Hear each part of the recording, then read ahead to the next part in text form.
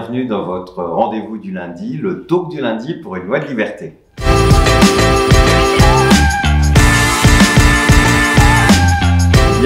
Aujourd'hui nous avons le plaisir de recevoir Adeline qui a accompagné son beau-père pour mourir comme il le souhaitait en Belgique. Vous allez voir, c'est un témoignage touchant et évidemment très intéressant. Il est quand même encore terrible qu'en France, en 2021, on soit obligé de fuir notre pays pour mourir comme nous le souhaitons. Bonjour, je m'appelle Adeline Rosa Perotto et je suis aujourd'hui avec vous dans le talk du lundi pour vous répondre à quelques questions. En août 2019, j'ai accompagné mon beau-père qui était atteint d'une maladie incurable dans l'euthanasie. Donc en fait, il était atteint de la maladie de Charcot, c'est une maladie qui paralyse petit à petit l'entièreté du corps. Et donc très souvent, on finit par mourir en s'étouffant puisque la trachée qui est un muscle se paralyse à son tour. Et donc les personnes meurent dans des morts qui sont vraiment atroces, c'est-à-dire qu'on bave. Et puis il faut aussi penser qu'en fait, on ne peut pas dire au revoir à nos proches puisque le fait de s'étouffer n'est jamais prévu. Et c'est affreux. Et puis même si on veut en fait aider cette personne-là à ne pas s'étouffer, elle se paralyse, la trachée, c'est pas comme si quelque chose se bloquait, donc on est vraiment impuissant face à cette idée-là. Et quand mon beau-père en fait a réalisé qu'il ne pouvait plus faire retour en arrière, qu'il était en fait prisonnier de ce corps, il a alors fait ce choix-là de partir prématurément.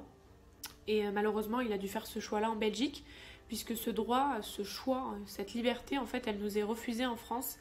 Et je me suis promise que le jour où je remettrai les pieds en France, eh bien plus jamais de ma vie je me retrouverai confrontée face à cette injustice. Et donc depuis près d'un an et demi, aujourd'hui, j'essaye d'en parler le plus possible, afin déjà d'enlever un tabou, parce que c'est très tabou aujourd'hui ce mot euthanasie, mais surtout aussi faire avancer les choses. Et voilà, il est important de réaliser que malheureusement, c'est un problème qui est intergénérationnel, c'est-à-dire que hier c'était mon beau-père, mais demain peut-être que ce sera vous, je ne vous le souhaite pas. Mais au moins que vous ayez ce choix-là, même si vous ne voulez pas passer par l'euthanasie, si un jour vous vous retrouvez paralysé dans votre fauteuil, très souffrant, et tout simplement que vous n'avez plus cette impression de vivre, eh bien vous serez très très heureux de pouvoir partir dignement. Alors nous avons très bien vécu la fin de vie de notre beau-père, alors bien évidemment quand on perd un proche c'est toujours difficile, mais sachant les conditions de vie de mon beau-père qui n'était plus une vie, être enfermé dans son fauteuil jour et nuit, avoir peur de s'étouffer et être dépendant de toute personne qui l'entoure, c'est plus une vie. En tout cas pour mon beau-père ça ne l'était plus. Et donc on a accepté qu'en fait c'était son choix personnel et on l'a respecté et on l'a accompagné jusqu'au bout. Et moi je suis très heureuse parce qu'il est très important de souligner que grâce à l'euthanasie, nous avons pu dire au revoir à mon beau-père, nous avons pu dire qu'on l'aimait. Et c'est quelque chose que je n'aurais personnellement jamais fait parce que je ne me serais pas imaginé un jour en rentrant de cours dire à mon père, écoute Cyril, si jamais tu pars dans les jours à venir, sache que je t'aime quoi.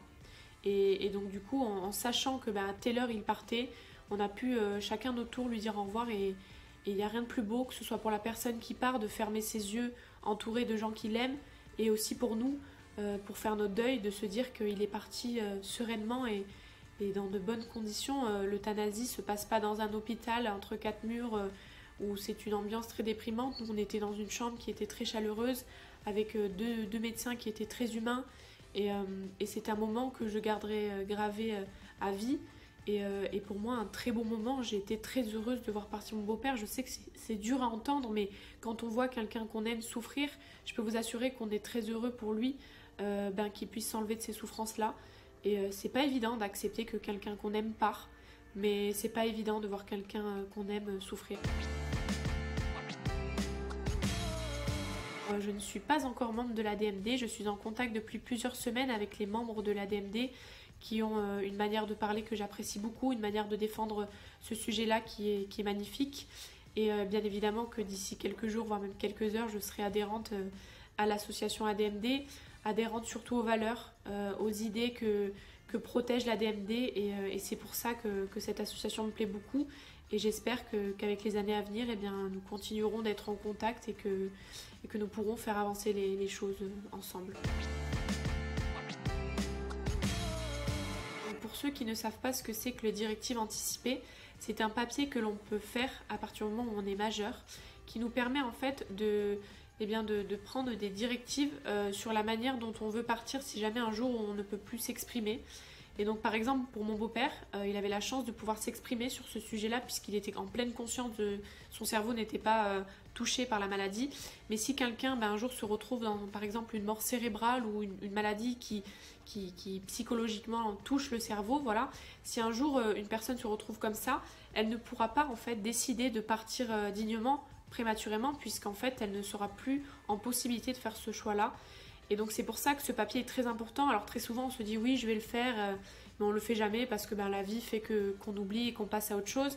Mais je peux vous assurer que le jour où on se retrouve à ne plus pouvoir faire ce choix-là, on est très content d'avoir rédigé ce papier-là.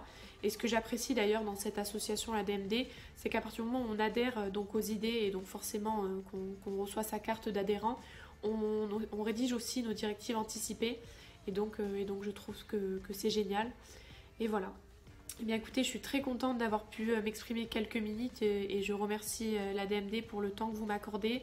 Et j'espère qu'avec le temps, les choses évolueront. Mais je pense que nous faisons déjà un très gros travail, le fait d'en parler.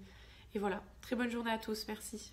Eh bien, après ce témoignage d'Adeline, je voulais évidemment vous parler du déplacement qui a eu lieu la semaine dernière à Bruxelles avec une délégation de parlementaires à l'initiative de Marine Brenier, qui est députée des Alpes-Maritimes.